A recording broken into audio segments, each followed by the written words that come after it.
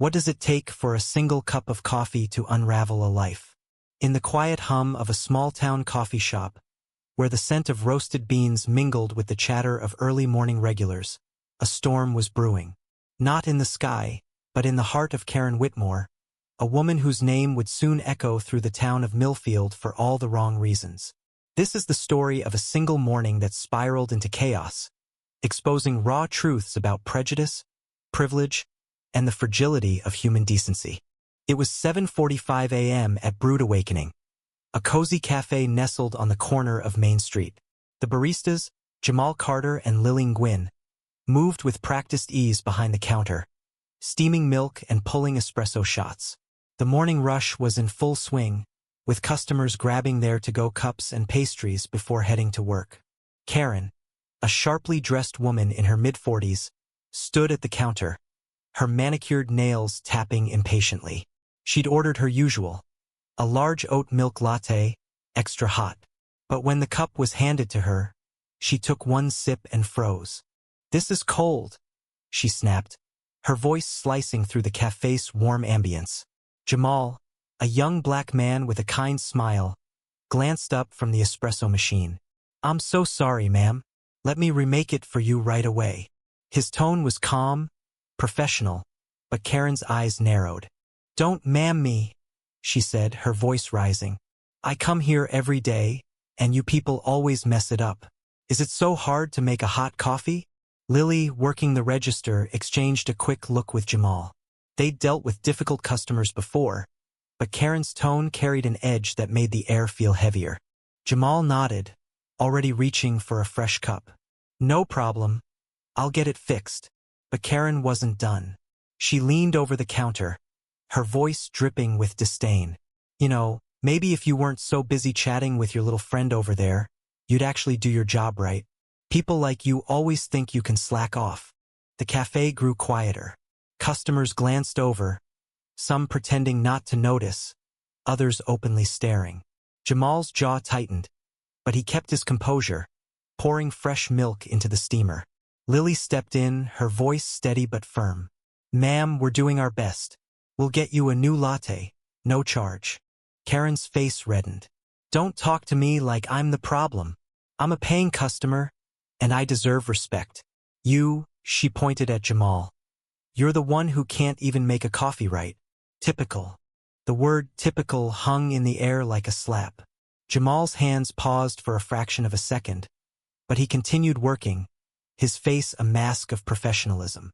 Lily, however, felt her heart race. She'd had enough of entitled customers, but this was different. Karen's words weren't just about coffee, they carried a venom that felt personal, targeted. Still, Lily kept her cool, knowing the cafe's security camera was recording every word.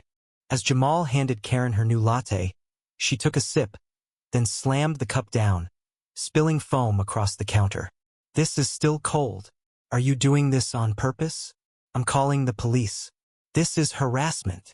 The absurdity of the threat stunned the room. A few customers whispered to each other, and one elderly man, Mr. Thompson, a regular who always tipped generously, shook his head in disbelief. Karen pulled out her phone, dialing 911 with theatrical flair. "Yes, I'm at Brood Awakening on Main Street," she said, her voice trembling with exaggerated distress. "The staff here is harassing me. They're refusing to serve me properly, and I feel unsafe." She shot a triumphant glance at Jamal and Lily, as if daring them to challenge her. The police arrived 10 minutes later, 2 officers stepping into the now-silent cafe. Officer Rachel Bennett, a seasoned cop with a no-nonsense demeanor, approached Karen. "Ma'am, can you explain what happened?" Karen launched into her story, painting herself as a victim of incompetent, disrespectful service. She gestured wildly, claiming Jamal and Lily had targeted her because of her status as a loyal customer. Jamal and Lily stood quietly, their faces unreadable. But then, a new figure emerged from the back of the Cafe Sofia Alvarez, the shop's manager, who had been in the storeroom during the outburst. Sophia, a soft-spoken woman in her 30s, had a reputation for fairness and a zero-tolerance policy for nonsense. She carried a tablet in her hand and a calm, steely resolve in her eyes. "Officers," Sophia said, her voice cutting through Karen's tirade. "Before you proceed, I think you should see this." She turned the tablet to face Officer Bennett and tapped the screen. The cafe's security footage began to play, complete with audio. Karen's voice filled the room, crisp and unmistakable.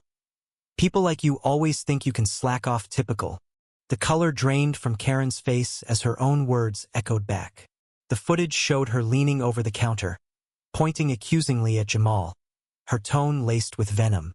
But the real twist came when the camera caught something Karen hadn't noticed. Her own reflection in the glass behind the counter, where she'd muttered under her breath, "These people shouldn't even be working here." The phrase was faint but clear enough for the officers to hear, and it carried a weight that made the room feel colder. Officer Bennett's expression hardened. "Ma'am, are you aware that this footage suggests you made racially charged comments?" Karen stammered, her confidence crumbling. "That's not what I meant. I was just upset about the coffee." "You're twisting my words." But the customers in the cafe weren't buying it. Mr. Thompson, the elderly regular, spoke up, his voice trembling with anger. "I've been coming here for years, and Jamal and Lily are nothing but kind and hardworking. You, on the other hand," he trailed off, shaking his head. The other customers nodded in agreement, their murmurs forming a quiet chorus of disapproval. Sophia stepped forward, her voice calm but unyielding. "Karen, you've been a regular here, but this behavior is unacceptable. You're no longer welcome at Brood Awakening." The words hit like a gavel, final and irrevocable. Karen's eyes widened, her mouth opening and closing like a fish gasping for air. "You can't do this. I'll sue. I'll ruin this place." But her threats fell flat. The officers, now reviewing the footage again, were no longer listening to her complaints. Officer Bennett turned to Jamal and Lily. "Do you want to press charges for harassment or defamation?" Jamal shook his head, his voice soft but firm. "No, I just want her to leave. I don't need this kind of hate in my workplace." Lily nodded in agreement, though her eyes glistened with unshed tears. The weight of Karen's words had hit her harder than she'd let on. As the officers escorted Karen out, she turned back one last time, her face a mix of fury and desperation. "You'll regret this," she shouted. But the door closed behind her, muffling her voice.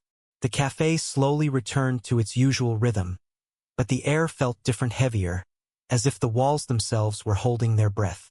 Later that day, the footage of Karen's rant leaked online, shared by an anonymous customer who'd recorded it on their phone.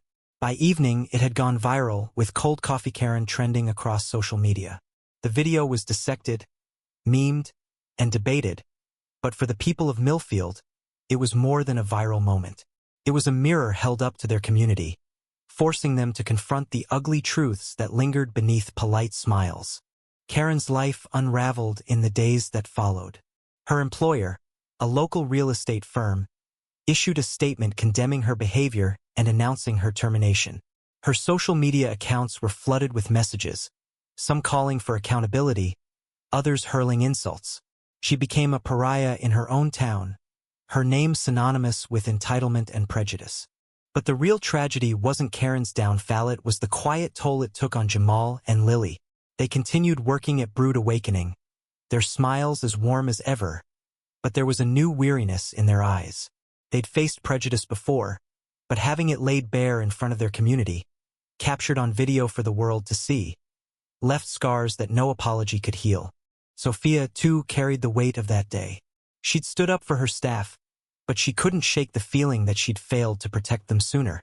Mr. Thompson, the elderly regular, stopped by the next day with a handwritten note for Jamal and Lily, thanking them for their grace under pressure. It was a small gesture, but it brought a flicker of warmth to their faces. In the end, Karen's call to the police over a cold coffee didn't just expose her own flaws, it revealed the fragility of civility in a world quick to judge and slow to heal. The cafe remained a haven for its regulars, but the memory of that morning lingered, a reminder that even the smallest moments can ignite a firestorm. And for those caught in its flames, the burns would last a lifetime.